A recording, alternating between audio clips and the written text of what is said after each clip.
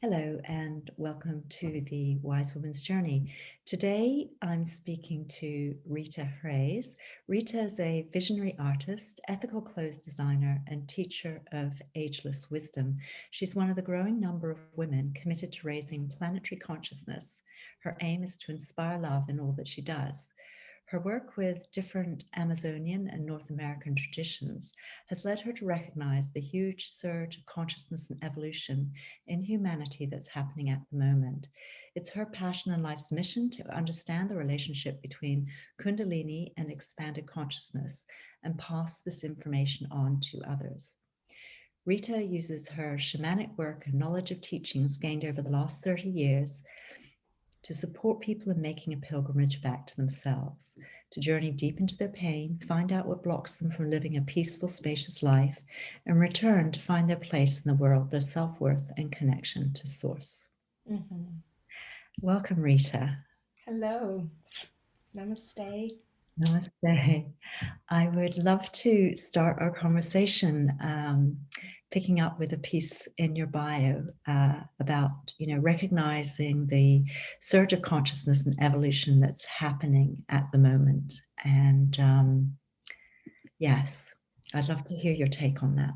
Okay, well, I'd love to talk about it. So thank you, Kathy, for inviting me here to speak today. Um, so my background study for the last 26 years has been something called Ageless Wisdom. And it's a journey basically of looking at spiritual evolution from different paths. So looking at it from the Sufi path, from the teachings of the Buddha, the Christ, Krishna, the Vedas, all of these different um, masters, aspects of the one that came through to help guide humanity. So it's a real understanding of our evolution. And basically, we are just coming out of an age, the age of Pisces, which was understood to be the age of mystery, idealism, devotion, where the attributes of that age were like loyalty, devotion, and obligation. You know, we were not in our authenticity, and most people had the guru, the master, the teacher, or this authority outside of themselves. And all of that is breaking down right now as we come into what's now called the age of Aquarius. Esoterically, that is the age of cosmic divine order, ceremonial white magic, and it's a very profound shift of consciousness that's happening. And when I say that, it's like so profound. Imagine the difference of at the beginning of the age of Pisces 2000 years ago, people couldn't have comprehended that we're going to have aeroplanes that fly in the sky, trains that go at certain speeds, and now electric cars from solar energy. I mean, it's incredible the progress in evolution. Mm. So, in this moment, I feel like there's this fear actually of coming into the age of technology and telepathy because a lot of people are fearing the transparency that it would take to be in this open telepathic state, having nothing to hide. Can you imagine? And this level of consciousness, this paradigm shift that's happening esoterically, is looked at in relationship to at the very base of our spine individually, we've all got what's called the sleeping serpent, the dormant potency of our life force creative energy that's not really allowed to flow until we purified ourselves. And then suddenly this serpent can come upwards to the crown, to the brow, to open us into revelation. But at the beginning of this, it's a massive purification, which I see COVID-19 being about, Mm. and the whole of what's going on now. We are individually and collectively as a race having to look and review and say, how much have I been in balance with nature? Do I make time for stillness? Am I listening to my inner voice? Do I have a direct relationship with the creator even? You know, like we're all being pushed to come down and into our body. And in this is a time of great reflection and, in some cases, remorse for the karma that we've created through our unconsciousness, or the grief that we hold that we've got in our bloodlines going on.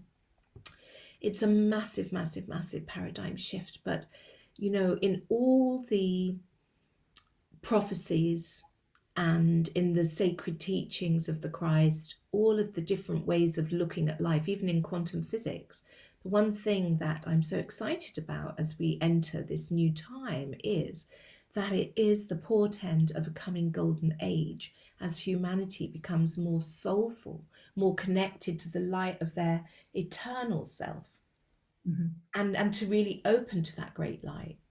Mm.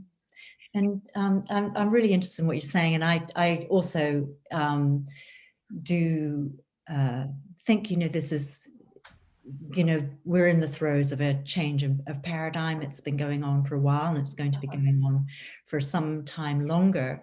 And of course, there may be some people who can lead that paradigm, and probably still the vast majority, if we look, you mentioned COVID, and we look at what's happened this year, there's not, at least we're not getting in any sort of public messaging, whether that's the press or Facebook, we're not getting so much messaging about any of the positive sides of this. Yeah. Still in the throes of the fear. So these shifts take a long time, don't they? But I'd love to sort of move into talking to you about, for those people who are recognizing or hopeful of a shift, what are the ways in which we should all be preparing ourselves if we want to align with this change of consciousness? Okay. Well, to me, it's about coming into stillness first and foremostly, and identifying, firstly, this is the first stage of the wake up, is identifying that most people are pushing this away. But basically, when we come into the stillness, we recognize, oh, there's this rampant voice that's consistently criticizing and putting ourselves down and judging everything. And once we can actually distill to recognize this voice, we can then make the choice, okay, I'm not going to think that thought. I'm going to unravel that. I'm not going to project that thought onto that person that's harmful, or onto myself that's harmful. That's the first stage of the wake up, is hearing this program that's been imbued, that's consistently judgmental and criticism. And then once we start to take, it's not like a suppression of it, it's more like a melting of this by bringing the light of awareness to it. That actually activates the throat chakra to start going clockwise, rotating clockwise rather than being dormant and going anti-clockwise, where it presses down onto the sacral center, then bringing this energy of increased desire, focus on materialism, which is where we've been as a race. So this new awakening, where we start to take responsibility for our thoughts and our actions and our words that come out of our mouth, instead of constantly putting other people down and criticizing and separating, we would only speak to uplift and acknowledge and see the good, the true, and the beautiful in another. And that then takes us into this alignment inside of our body that aligns the throat chakra to the sacral center. And that then releases more chi, more prana, more juice, more creativity, more life force energy. And then we feel an empowerment of more vitality in our own being. That's the first stage of the awakening. The second stage of the awakening, which is also happening, is the ability to discern and discriminate. So this is about, again, going deeper into the stillness and feeling into the places that we are not living from authenticity, and we're living from obligation and patterns that have been, again, imbued, traits that come through the family of shame, that, all of that place where we're not in our truth because we don't feel worthy enough. Mhm. So this second stage awakening is a very difficult one because it takes us to how to get off the emotional treadmill and makes us come deeper into the heart to have the ability to, and the compassion, the love and the wisdom to be able to put ourselves into another person's shoes so that we can get out of the pattern of blame. Mm. Yeah. And when we can, and this is massive for this moment because it's almost like the boil or this toxicity is purged right to the surface, where even the most spiritual of people are in this blame for this outer authority, and this battle's going on. So the clearing of the battle has to happen internally, individually. And that's where I see COVID-19 as a gift to humanity to bring us to stop in our tracks and go deeper into the body and listen and see, where are we battling, where are we pushing away, what are we suppressing, so that we can come deeper into this energy of beingness, this alignment to the eternal. Yeah. Yeah, I really agree with all that you're saying, especially in terms of, yes, it's interesting the way you put it. Initially, you talked about, the Piscean age and the external authority, your reliance on, teachers, gurus, various authority figures, Mm. and the the necessity now to sort of find our own inner authority, especially when we're presented with so many different stories and many people are feeling they don't know where the truth is right now, That's so given much. the situation in the world. There's all of that. And it's Yeah. just, and then I like the way you connected that into, okay, a part of connecting back into our own authority is looking carefully at where we externalize in terms of blame, Yes. etc., Yes. judgment. Yeah. And then coming into this, which is a complete alchemical transformation. In the Vedas, you would look at it as the process of Kundalini rising, transforming and alchemicalizing everything that was impure inside of ourselves. But it brings us to a place of great humility in a very delicate, tender, beautiful relationship to what we could call the Christ or the Buddha, or this aspect of consciousness that is totally pure in comparison to what we've known, and to align to that in loving service. That because the more we awaken, the more we recognize that now that I have touched the opulence of the absolute, now that I feel this feeling of ultimate fulfillment in my life, what can I give back? How can I be in service? How can I share this alignment, Mm. which is, where we're going as a Mm. race? And I just see that humanity is going to become soul infused. That's the massive paradigm shift breakthrough, that we align to the merit of all that we've ever been in all of our previous lifetimes, the the goodness that we are, all of the mantras, all of the offerings, all of the sacrifices. And, every single one of us has accumulated merit in that way, through whether it's changing nappies and cooking meals or going to see the elder, that when you really could have gone out with your friends, but to do something for others. Yeah. Well, I like this. I mean, this is all very, very relevant to what I consider to be the wise woman's journey, because for me, that it's, it has those two aspects of one, sort of doing your emotional work, um, releasing those obstructions to know yourself as pure awareness, and to touch that state. And then, as you say, once you've had those realizations, the question is then, how do I bring that back into form? What's my contribution Yes. from this place? So those are what I'm calling the wise woman's journey. And I know you work a lot with women too, and have some special offerings for women. So I'd love to hear a little bit more about all the wisdom you've just offered in the context of what that means for women, Hey, some of whom I think are maybe even more sensitive to or more welcoming to the change in paradigm because it honors the feminine more. thank you.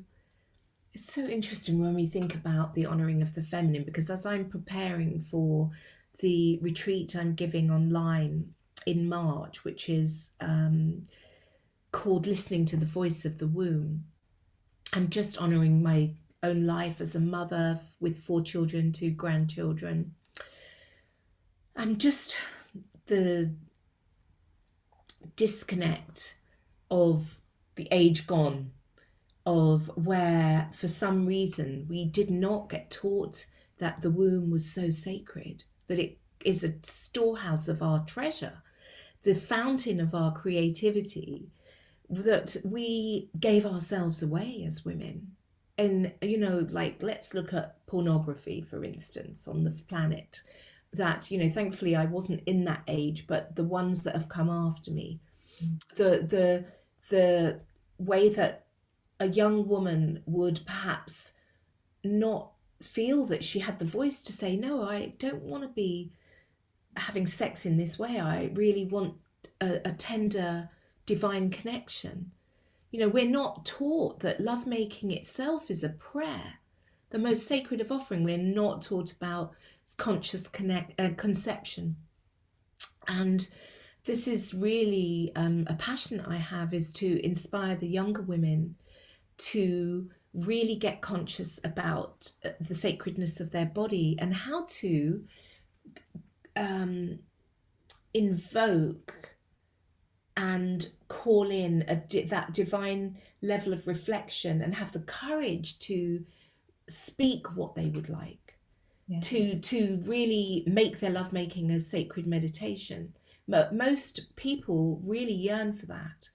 And then for older women like myself, that I've been so unconscious. I had 4 children, 3 fathers, all sorts of stories that I could go into, but I won't do right now. But how then waking up and seeing, oh my gosh, this was unconscious. How I've transformed that into such beauty that's unfolded through my life, through my grandchildren, what I'm seeing, and how it can be transformed. And so I really am passionate about holding space for women to take responsibility, not to how to transform the abuse. There's been so much abuse, Kathy, that I've been holding retreats for 17 years. And in the last 11 or 12, running retreats for women internationally, and seeing it's both men and women that have suffered sexual abuse from every culture, from the Jewish culture, the Islamic, everything that you can imagine. Working with the people in the forest with the plant medicines, that their children got married aged 8, and one woman that I know gave birth when she was 11 years old, and I know her daughter, and what powerful medicine women they have become. But there's craziness that has been in the age of Pisces that now has come to the light, to hold space for coming together as women, so that the grieving can be shared, so that we can then sing a new song into the etheric field, praying for the ones yet to come, healing what has been all the way back through time. I just feel like crying thinking about that.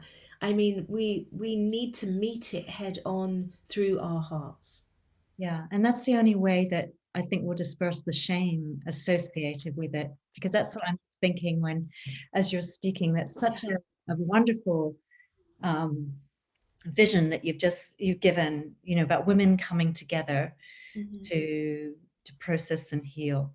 Yes. And yeah, I think I love to do that we work. don't. It's because we don't want to speak about, or I'm saying we generally. Yeah, no, the pain. People did not want to feel it. Yeah, and some of that's about the shame of what's It's happened, or the true. perceived shame of what's happened. Yeah, that's so true. That's so It true. wasn't, that it's like it wasn't that woman's fault, that Ever. has been visited on her. And That's the thing. that's a lot of what I hope is going to be dispersed as.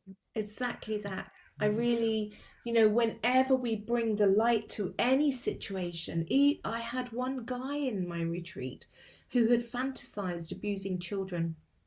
And that was really strong that he brought it to the altar like halfway through the night when we were doing a very deep shamanic journey.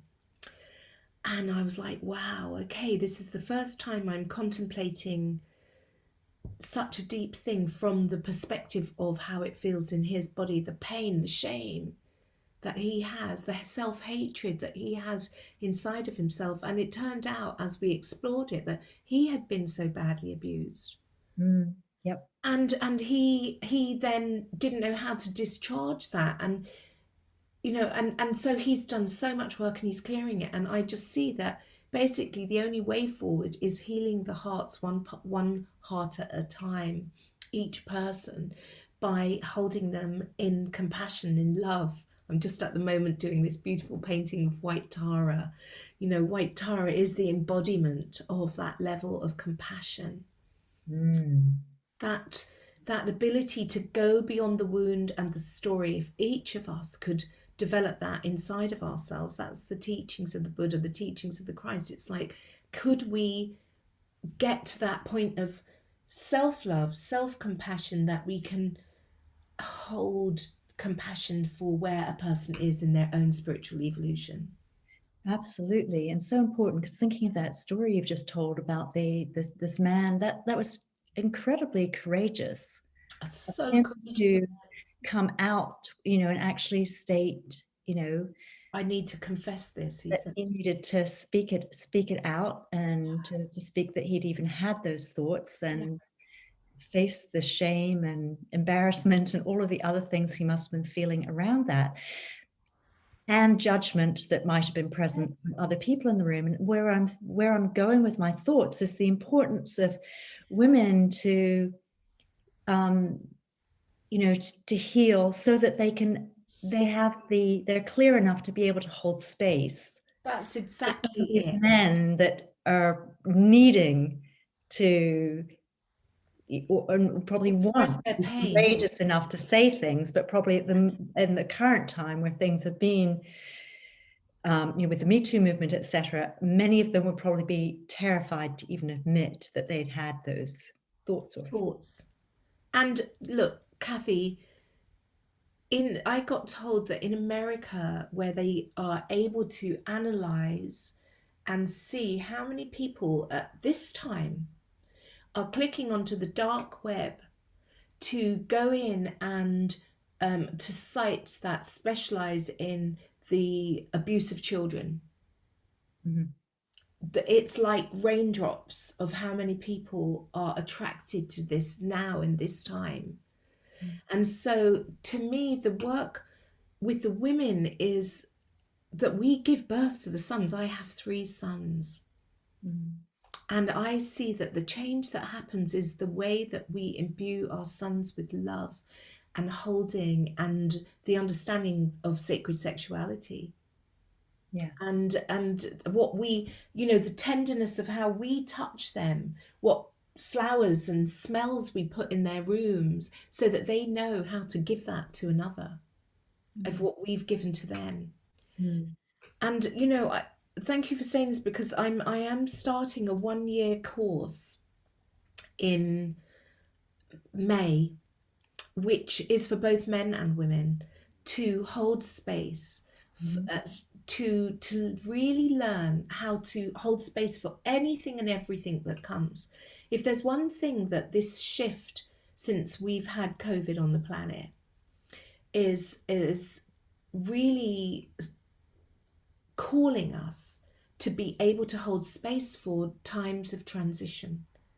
We Yes. don't know when. My beloved partner died of a road traffic accident when my daughter was 5 months old, and I was then single parent to 4 children. When it's that sudden, Mm. how do we just meet it and hold the space without doing a freak out. Like, I feel like we've got to stabilize in our emotional body, put our roots deeper into the earth, and reach up to our relationship with the central spiritual sun, to the creator, to creation, to meet it in every cell of our body, so that we can hold that space for everything that comes, because these are hugely changing times right now. Mm. And in some of that ability, some people may be listening to this, and some will be understanding your words, and some Yes. that will be new terminology, that Yeah. central sun, etc. And of course, the terminology varies in the different traditions, but it's like all of these things have been under the carpet Yeah. in recent times, and yeah, they're accessible now. So some of this is about, reaching out to sort of be exposed to these ideas if people haven't been before, and just to feel their way into new possibilities, I think. And so, Yes. your course that you're offering, and your workshops, you mentioned the one in March, and Mhm. at the time that this is aired, that might be immediately just after, but Yeah. your viewers can connect to your website from the links on the page here and find out what you're offering in the spring. Yeah. So important, just, I think, if anybody who's, interested in what's being said, just to reach out and just step in. I mean, either feel met if you're already on the path and understanding this technology, and if you're not, but you're interested, just to step in and see what's there for you. Yeah, exactly. It may sound very mystical, but it comes down to absolute basics, that everything in creation is the union of the mother and the father, that Mm. everything's born from. Yeah. And when we come deeper internally, we really start to begin to heal the relationships of our outer mother and father, the physical ones that we've had. That's like primary and so deep, and the normally the basis of nearly all the wounds. Mhm. So, for us to progress as a race, I see it that the more that we are at peace with everything that's been, then we become the peacekeepers of the earth. We can walk that light of tranquility everywhere we go. We can become a blessing power. Mm. And that's what a wise woman is the power of the blessing. Thank you. Yes, I like that. It's interesting because I'm just like, my hair's growing out, and I was um, thinking about menopause today, just as I was preparing to speak to you, and what a gift it's been. And just the beauty of aging, like thinking of like a ripe date, the fruit, the dates, what a ripe date is, and then when they mellow and they become really juicy and like toffee, and how in a way it's like as we age, our essence starts to shine in ways that are unexpected, that we could never have conceived of when we were young. There's so much more beauty. I honestly am feeling more creative than I've ever felt. I'm 58 years old, and I just think, wow, it's so beautiful. I remember at 40 years old waking up feeling amazing, thinking, oh my God, I know my no. I finally know my no.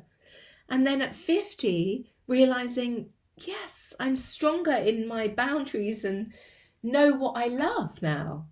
Yes. Yeah, exactly. And each decade brings something more. Yeah, it brings a new gift. Yes, that's so true. And several of the women who've spoken on the summit have talked similarly of that, of the gifts that come Yeah. with aging. And yeah, yeah. And so the surprise for me is the realization that as an elder, that it feels really important to reach out to the young people, to lead the way. Like, children don't like being told what to do, not your own children. But actually, whenever I speak to young people in groups, I spoke at something called Wider Horizons, this beautiful festival for young people where it's drug and alcohol free. And their thirst for this, to sit around the campfires singing in the evenings and being in the forests and learning all sorts of beautiful medicine ways of like making their own arrow, etc. And I gave a talk to about 65 young people, and they just all cried in relief. It took about 2 hours to integrate this talk because they were so thirsty to hear wisdom. It's lovely. And so when I think about the wise women, we need to share our wisdom, our understanding, not in the way of telling people what to do, but inviting them to explore going within.